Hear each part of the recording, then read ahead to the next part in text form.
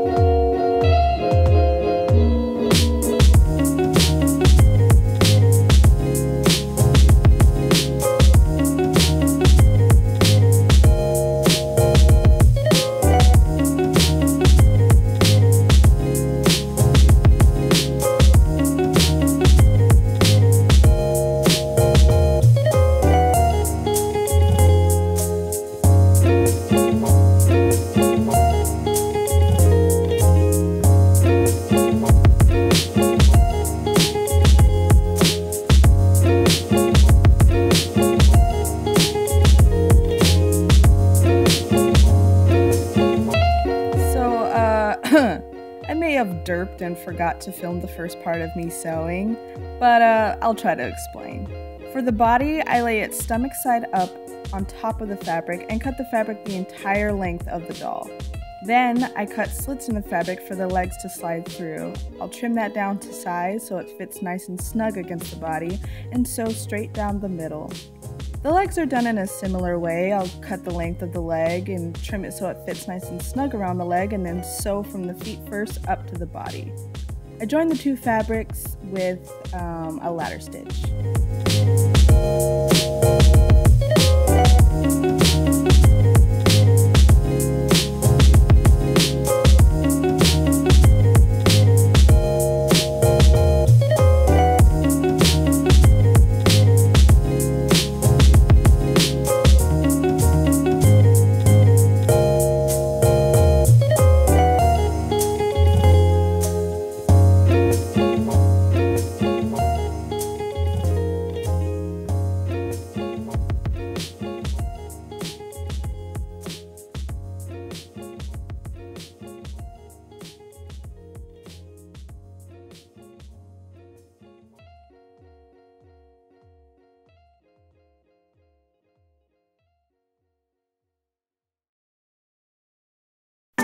After sewing is done, I like to trim all that fluff down a bit. I use a pet shaver for this step as it helps me to get all the bulk fur off quickly and keeps it way more smooth than me just trying to do it with scissors alone. After all the bulk is off, I do like to go back in with scissors and trim up the legs.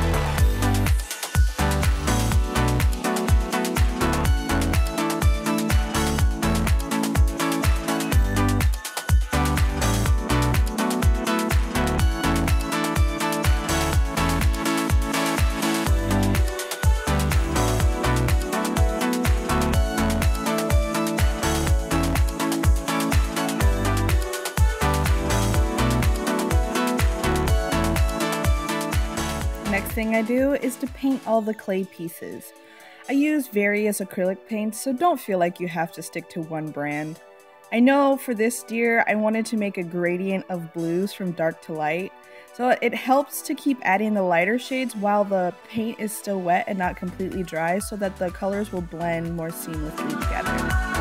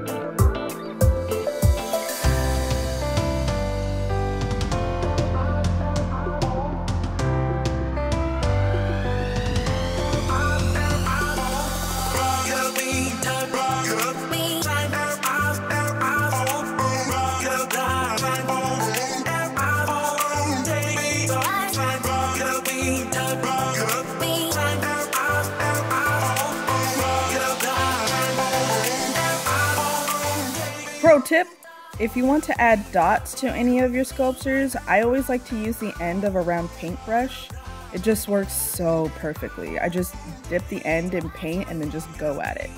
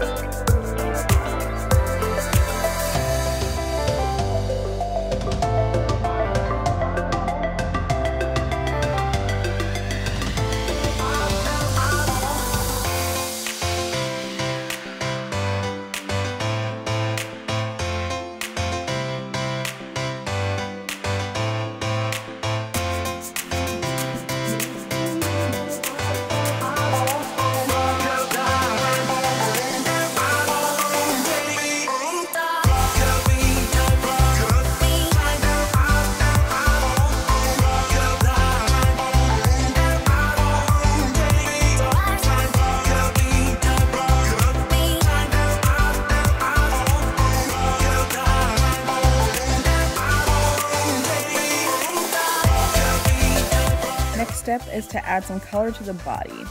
I'm using a dual action siphon feed airbrush for this, and I like to add white on the black fur first before adding color so that the blues will be brighter against the dark fur and just pop more. After each layer of paint, I do comb it out to make sure that none of the fur sticks together. As long as you keep the layers light, you won't make the fur stiff.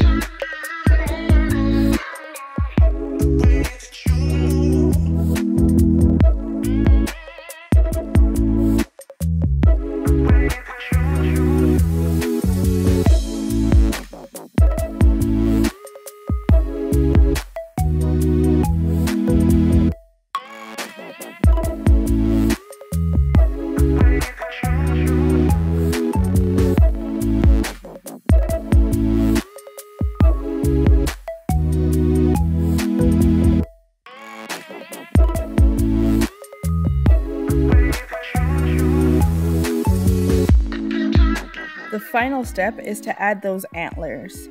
I'm using a material called Instamorph for this step. It's a bunch of little plastic beads that melt and become moldable in very hot water. And I do mean very hot water, so please be careful if you plan on working with this stuff. The benefit of using this is that if this was to fall, it won't break like clay, making it much more durable.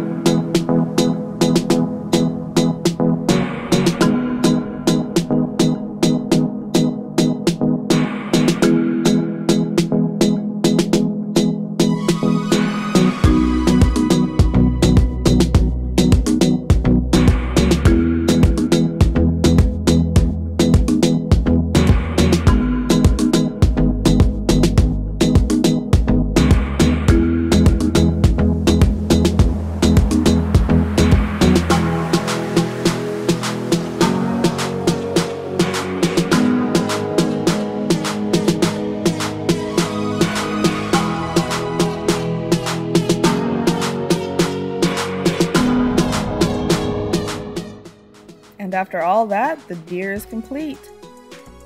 Before this video is over, I'd like to give a shout out to my patrons on my Patreon page. If you don't know what Patreon is, it's a site where you can support artists like me to continue their journey and to share things that they've learned. I already have a few exclusive videos and tutorials on there, and then I plan to keep expanding more and more and adding more things. I'll leave a link in the description if any of you guys are interested. Thank you guys so much for watching. If you like this video, maybe consider subscribing and drop a like, or smash it as some people say. I'll see you guys in the next one. Bye!